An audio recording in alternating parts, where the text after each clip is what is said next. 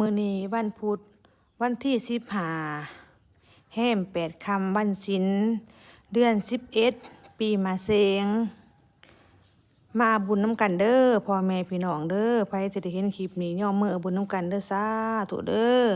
บุญใดภาระใดที่ผู้ข้าได้สร้างได้ทำในวันนี้ขอให้เป็นผลบุญผลทานเด้อสาธุเด้อถ้าว่าผู้ข้าได้ดูผู้ข้าได้คนที่ผู้ข้าฮักทุกคนไล่สร้างกรรมสร้างเวรแก่ผู้ใดในอดีตศาสตร์หรือศาสตร์ปัจจุบันนี้ก็ขอจงอโหสิกรรมให้ผู้ขาเด้ออโหสิกรรมให้แก่ลูกผู้ขาได้คนที่ผู้ขาฮักทุกคนผู้ขาสร้างน้ำทำบุญวันนี้ขอแผ่ส่วนบุญส่วนกุศลนี้ให้ฮอดให้ถึงเจ้ากรรมนายเวรของตัวผู้ขาเจ้ากรรมนายเวรของลูกผู้ขาเจ้ากรรมนายเวรของคนที่ผู้ขาฮักทุกคนเด้อสาธุขอจงอโหสิกรรมให้ซึ่งกันและกันนับแต่มื้อนี้เป็นต้นไปอย่าไหลมีบาปมีเวรซึ่งกันและกันเด้อสาธุเด้อ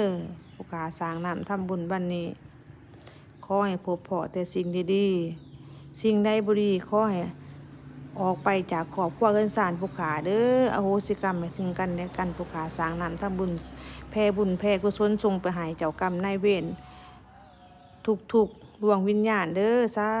ธุผู้ขาหยาดน้ำขอให้ดังลงดินขอให้อมพุ่มอินแม่เท่านี้เป็นเจ้าขอให้พระแม่เท่านี้จงเป็นสักขีพยานผู้ขาสร้างน้ำทำบุญวันนี้ขอให้ฮอดให้ถึงเจ้ากรรมนายเวรทุกดวงวิญญาณเด้อสาธุเด้อมหาอานิสงส์ผลบุญที่ผู้ขาส่งไปให้เด้อขอให้อโหสิกรรมให้ซึ่งกันและกันให้ผู้ขาได้ดูผู้ขาคนที่ผู้ขาฮักทุกคนได้พบได้พอแต่สิ่งดีๆขอให้มีแต่ความสุขกายสุขใจอะไรมีกรรมมีเวรซึ่งกันและกันเด้อขอให้มีแต่ความสุขเด้อสา